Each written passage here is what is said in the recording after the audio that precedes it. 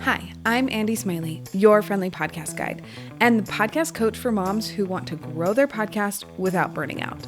I share practical podcast tips, stories from my own journey, and wisdom from some of the smartest podcasters out there.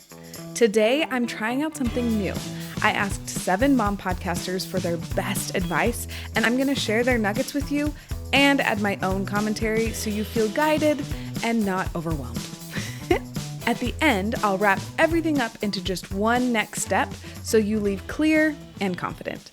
Before we get into today's roundtable of advice, let me share something that completely shifted how I market my podcast. This summer, I stopped chasing Instagram and leaned into Pinterest. And you know what? My podcast kept growing without me glued to my phone. One pin has more than 6,000 views, and it's still sending listeners my way months later. That's why I created Pinterest Magic for podcasters, so you can do the same. It's my step-by-step system that takes less than an hour a week and helps mom podcasters finally market their show without burning out. The waitlist is open now. The link is in the show notes. And if you join, you'll get $10 off when it launches on Monday, September 29th. And that's exactly why I wanted to bring in other moms' advice today, because sustainable podcasting is all about finding what works for you and letting go of the rest. Let's start with mindset, because honestly, that's where so many of us get stuck. Candace, the host of podcasting mentor Better Brave, reminds us that imposter syndrome doesn't need to be our constant companion. Start where you're at. I think that one of the biggest holdups that I see all the time is thinking that we don't know enough, right? We feel like we need a degree, we need credentials, a certification, we need to have more clients, we need to reach this certain bar in our head that we've decided for ourselves. And it's just this mythical thing that we've decided on. And so we can decide differently. We could decide that actually we have experience and we have knowledge and we have value to bring to the world, and that there is someone, and probably a lot more than just one person, looking for you and your take specifically, right?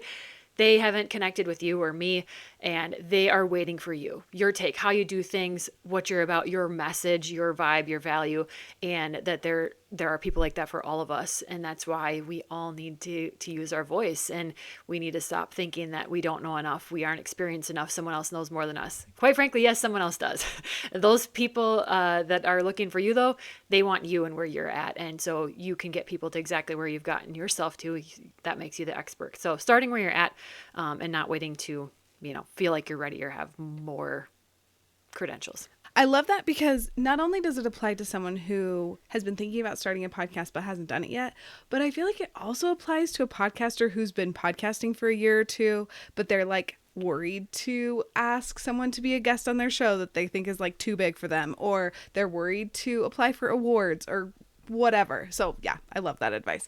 Scotti, host of the Unlocking School Success podcast, has advice that is perfect for all of us, no matter where you are in the podcasting journey. She says, I just started my podcast in June. My best advice is to just take the leap. Yes, it's work, but it's also fun and interesting. I spent too much time worried that it was going to add too much to my plate or that it would be too difficult.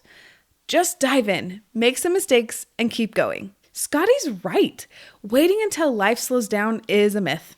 Podcasting will always take some energy, but it's also fun and deeply fulfilling. The first messy step is what actually creates momentum. Okay, so once you've started, the next challenge is staying in it without burning out. Let's talk about protecting your energy. And this is where you get to hear my biggest piece of advice as a mom podcaster, and that is to take intentional breaks. I know you've heard this from me before, but I am just going to keep saying it until everyone is doing it. Having a seasonal show is what will make sure that you don't burn out, especially when you're a team of one. And this is why I coach moms to think in seasons. It builds rest and flexibility into your plan from the start. Kristen, the host of Amplify Ambition, gives us all the reminder that I know we need sometimes. She says, my advice is that nothing needs to be perfect. Sometimes done is good enough to move to the next task. Yes, perfectionism is one of the sneakiest causes of pod fade. Your listeners need your words, not perfect editing. Ashley, the host of Taboo Science, gives us practical advice that we might not want to hear. I get up before my kids. I know that that's like everybody says to do that. I think it only works if you are truly a morning person. I am, so it works. But yeah, I get up an hour before my kids do, and then I work on my podcast for that hour every single day. So that it always feels like I'm making forward progress. I love this. And I'll add, find the rhythm that works for your season of motherhood and your personal preferences. Morning might work for you, or maybe nap time, or maybe batching during a weekend. Erin and Heather, the hosts of Three Kitchens, gives the advice that I wish someone would have told me when I first started podcasting. They say, be okay with interruptions. Even when you have a guest, they'll understand. And be flexible with your schedule. Kids have a way of throwing in the wrenches. I couldn't agree more. Kids throw curveballs. Instead of fighting it, build podcasting into the reality of mom life.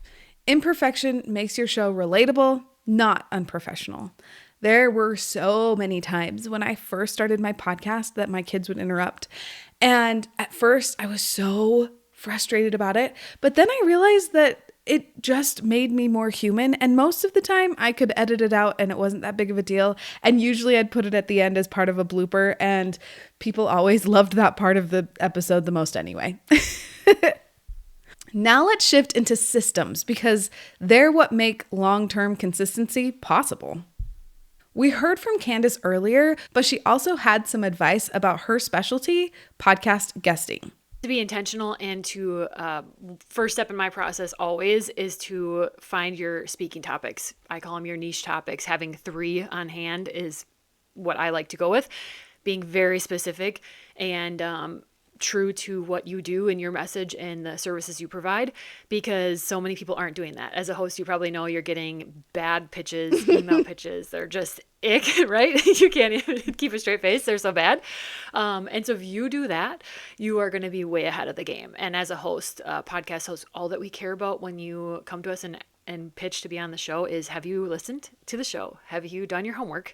And number 2, the biggest thing is, what kind of value are you going to bring our audience? And so if you've done that and you've thought that out, that's going to be huge. It's going to be an easy yes or no. And the yeses are then going to be so aligned and put you in front of the warmest audience, people that are possibly already searching for your services and they just haven't found you yet. And so getting you in that room is key. But it also ensures that the host is going to ask you questions that are in your zone of genius. And that's how you are going to be positioned as the expert, the authority, thought as the go-to in your industry when you guest, and have an actual plan instead of just doing it excitedly, having no strategy. And that's fine too. But if you want it to help grow your business, to help provide visibility, there's a plan and some strategy that we need to put in place. Having a plan and a system for being a podcast guest really is the key to make sure that it's helping your show grow and not just wasting your time. Sarah and Kenzie, the hosts of Cosmic Group Chat, give this great advice about staying ahead. They say, after podcasting for the last 5 years, I think batching episodes would actually be my biggest piece of advice. The way to win at podcasting is through consistency, and you never know when your schedule might need to unexpectedly change as a mom. So staying ahead allows you to have flexibility when needed. I completely agree. Batching is the secret weapon. Even 2 episodes ahead buys you peace of mind when a week goes sideways. Rachel, the host of Teenagers Untangled, gives us advice on using all of the amazing tools that are out there. So my best advice is it's all about AI, and I use it in 2 different ways. One is I use Podcastle for editing now. I used to use Adobe, and it's so complicated and so much more clunky. And I found Podcastle, it's got a magic dust button that you can press and it just cleans up all your audio. It's amazing. And I can put my video in there as well and edit really, really simply. It's very, very simple editing, but it's very effective and quick. So number 1, love that. Number 2, I use Otter AI. I don't know, I haven't looked at a lot of the other programs out there, but I've been using it for a long time. And I now use it, once I've got the transcription, I use it to give me my top sort of 5 points that came out of a podcast episode. so that I can use them on social media for reels or on threads to make points. And I find a really quick, effective way of just speeding everything up and making life easier. Love it.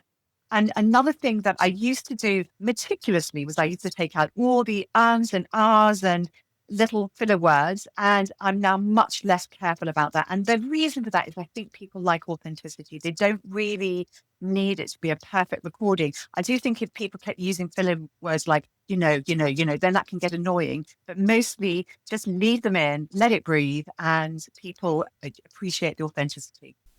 I co-sign this all the way. Use the tools that make your life easier and don't over edit the ums out of your episodes. It kind of takes away the humanity. Authenticity is part of your connection as a podcaster. Ashley, the host of Taboo Science, we heard from her a little bit earlier, also gave advice about AI tools that I just had to include. I use AI tools a ton. I have a project set up in Claude that knows all of the transcripts of all of my episodes. So if I ask it a question about something that I'm trying to figure out what to do, it can give me really well thought out advice. I use it to suggest guests and then research all of their work and past interviews, and then give me a little research report to kind of tell me everything about them. And then that lets me write interview questions, and then I feed the interview questions back into the project and let it kind of tell me what I'm missing or how I could phrase things better. And the last time I interviewed somebody using this process, they said, "Oh my gosh, you have really done a lot of research on me." And I was like, yes, I did it. So things like that. I mean, AI tools really save my butt a lot because, we are all strapped for time, and they help me make things more efficient. This is such a smart example of using AI to save time while leveling up. The more prepared you are, the more confident and professional you'll feel as a host. So if all this advice feels like a lot, here's the big picture. Start before you're ready. Protect your energy with intentional breaks, flexibility, and letting go of perfection. And build systems and use tools so you can stay consistent without exhausting yourself. And if you only try one thing this week, let go of perfectionism in some small way. Publish the episode, leave in some ums, or hit upload even if your hair wasn't perfectly done for YouTube. Every step you take makes you a stronger podcaster. If this episode helped you, would you share it with a mom podcaster friend? And don't miss next week. I'll be walking you step by step through using SEO for your podcast. Thanks for being here, and I'll see you next week.